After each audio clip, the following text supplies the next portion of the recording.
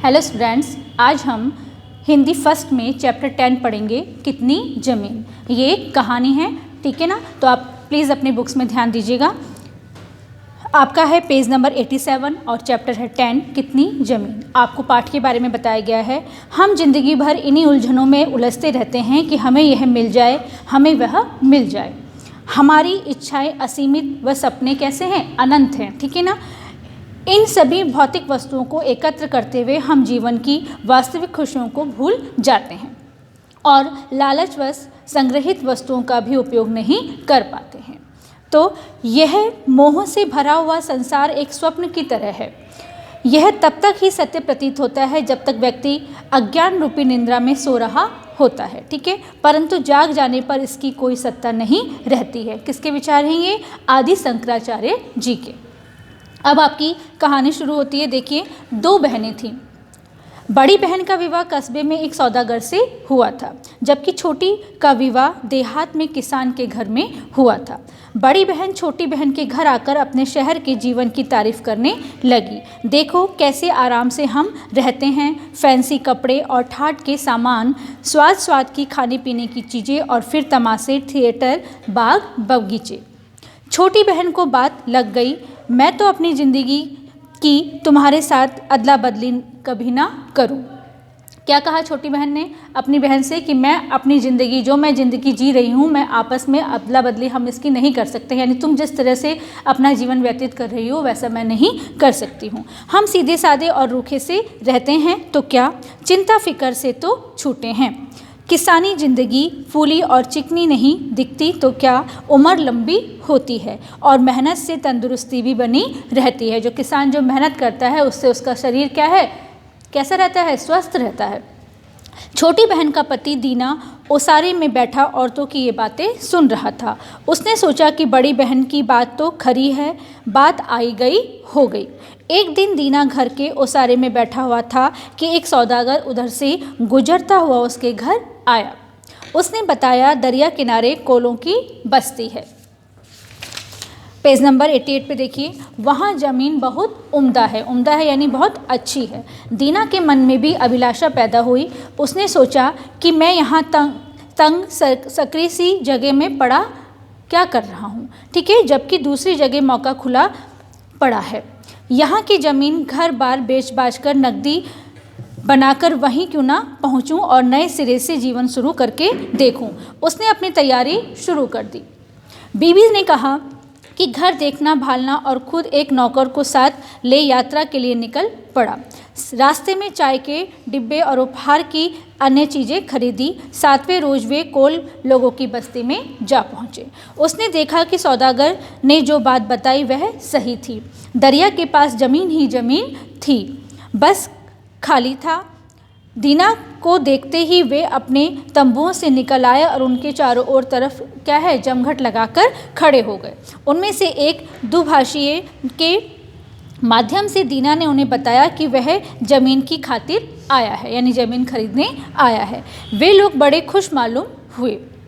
बड़ी आवा भगत के साथ वे उसे अपने अच्छे से अच्छे डेरे में ले गए। उसे पीने की को क्या दी, चाय दी। दीना ने भी अपने पास से भेंट की जाने वाली चीज़ें निकाली और सबको थोड़ी थोड़ी बांट दी। कोल लोग बड़े खुश थे। फिर दुभाषी ने उन्हें कहा कि मेहमान को सब समझा दो। दुभाषी ने उसे समझाते हुए कहा कि ये लोग कहना चाहते हैं कि हम आपके आने से खुश हैं। बतलाइए कि हमारे आसपास कौन कौन सी चीज़ है जो आपको सबसे अधिक पसंद है, ताकि हम उसी से आपकी क्या कर सकें, खातिर कर सकें। दीना ने जवाब दिया, जिस चीज़ को देखकर मैं बहुत खुश हूँ वह आपकी क्या है, ज़मीन है। हमारे यहाँ ज़मीन कम है और इतनी उपजाऊ भी नहीं है, लेकिन यहाँ तो उसका कोई अंत ही नहीं है और यह ज़मीन क्या है, खूब उपजाऊ भी है। मैंने तो अपनी आँखों से यहाँ जैसी ज़मीन कहीं नहीं देखी। जो मैंने यहाँ ज़मीन देखी है अपनी आँखों से, ऐसी ज़मीन मैंने कहीं भी नहीं देखी। दुभाषी ने दीना की बात अपने लोगों को समझा दी। कुछ देर वे आपस में सलाह मशवरा करते रहे। बातचीत चलती रही कि बड़ी सी बालदार टोपी पहने उनका सरदार वहाँ आ पहुँचा। सब चुप होकर उसके सम्मान में क्या हो गए, खड़े हो गए। दुभाषी ने कहा कि यही हमारे सरदार हैं। दीना ने फौरन अपने सामान में से एक बढ़िया सा लबादा निकाला और चाय का एक बड़ा डिब्बा तथा अन्य चीज़ें सरदार को क्या कर दी, भेंट कर दी। सरदार ने भेंट स्वीकार की और अपने आसन पर आकर बैठ गया। उसके बाद दीना की तरफ मुखातिब होकर हिंदुस्तानी में कहा, हम भाइयों ने जो कहा ठीक है, जितनी ज़मीन चाहो चुन लो, हमारे यहाँ उसका घाटा यानी उसकी कमी नहीं है। दीना ने सोचा कि मैं चाहे जितनी ज़मीन कैसे ले सकता हूँ, पक्का करने के लिए दस्तावेज वगैरह भी तो चाहिए, नहीं तो जैसे आज इन्होंने कह दिया यह तुम्हारी है, पीछे वैसे ही उसे भी ले सकते हैं। दीना ने कहा, सुना है यहाँ एक सौदागर आया था, उसको भी आपने ज़मीन दी थी और उस ज़मीन का कागज़ पक्का कर दिया था।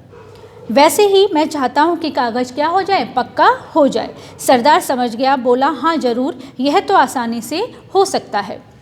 हमारे यहाँ एक मुंशी है, कस्बे में चलकर लिखा पढ़ी पक्की कर लेंगे, ठीक है, और रजिस्ट्री भी हो जाएगी। दीना ने पूछा, कीमत की दर क्या होगी, यानी उस ज़मीन की कीमत कितनी होगी। हमारी दर तो एक ही है, एक दिन 1000 रुपये। दीना समझा नहीं, बोला, दिन का यह हिसाब कैसा है, यह बताइए कितने एकड़। सरदार ने कहा, यह सब गिनना गानना हमारे बस का नहीं है, ठीक है ना, हम तो दिन के हिसाब से बेचते हैं। जितनी ज़मीन एक दिन में पैदल चलकर तुम नाप डालोगे वह तुम्हारी, और कीमत है दिन भर की 1000 रुपये, ठीक है। दीना अचरज में पड़ गया, कहा, एक दिन में तो बहुत सी ज़मीन को घेरा जा सकता है। सरदार हंसा, बोला, हाँ क्यों नहीं, बस वह सब तुम्हारी, लेकिन एक शर्त है, अगर तुम उसी दिन उसी जगह ना आ गए जहाँ से चले थे तो कीमत जब्त समझी जाएगी, यानी जहाँ से हम ज़मीन को नापना शुरू करेंगे वहीं तुम्हें वापस आना पड़ेगा। दीना खुश हुआ, तय हुआ कि अगले दिन सवेरे ही चलना शुरू कर दिया जाएगा। फिर कुछ गपशप हुई, खाना पीना हुआ, ऐसे ही करते करते रात हो गई। दीना बिस्तर पर लेटा रहा, पर उसे नींद नहीं आई, रह रहकर वह ज़मीन के बारे में ही सोचता रहा। दरवाजे के बाहर झांककर जो देखा तो सवेरा होने वाला था। वह खड़ा हो गया और गाड़ी में सोते हुए एक अपने आदमी को जगाया, कहा कि गाड़ी तैयार करो, और खुद कोल लोगों को बुलाने चल दिया। जाकर कहा, सवेरा हो गया, ज़मीन नापने चलना चाहिए, ठीक है ना। कोल तैयार हुए और सब चल पड़े। दीना ने फावड़ा साथ रख लिया था।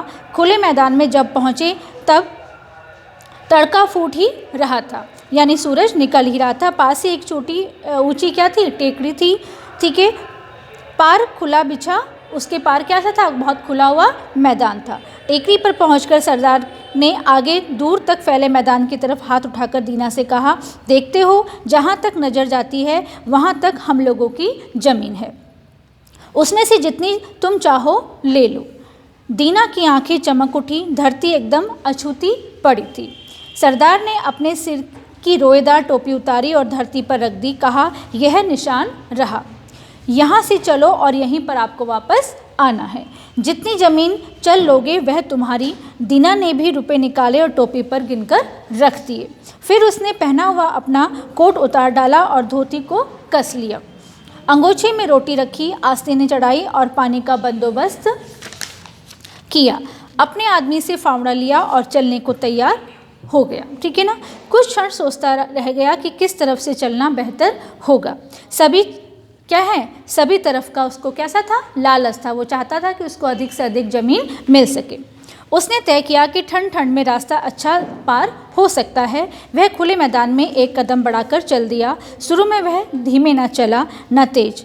1001 गज चलने पर वह ठहरा। फिर वहाँ एक गड्ढा किया और घास ऊंची चिंदी की आसानी से दिखाई दे। फिर आगे बढ़ा, उसके बदन में फुर्ती आ गई, उसने तेज चाल कर दी। कुछ देर बाद उसका क्या हुआ, उसने दूसरा गड्ढा खोदा। अब पीछे मुड़कर देखा, सूरज की धूप में टेकरी साफ दिखती थी। उस पर आदमी खड़े थे। अंदाजन 3 मील तो वह आ ही गया होगा। धूप में ताप आता जा रहा था, यानी धूप में क्या हो रही थी, गर्मी आती जा रही थी। कुर्ते पर से वे वास्कट उतारकर अपने कंधे पर डाल ली और फिर आगे चल पड़ा। आगे चलकर उसने जूते उतारे और अपनी धोती में खोस लिए और फिर बढ़ता गया। अब चलना आसान था। सोचा, अभी 3-1 मील तो और चल ही लूँगा।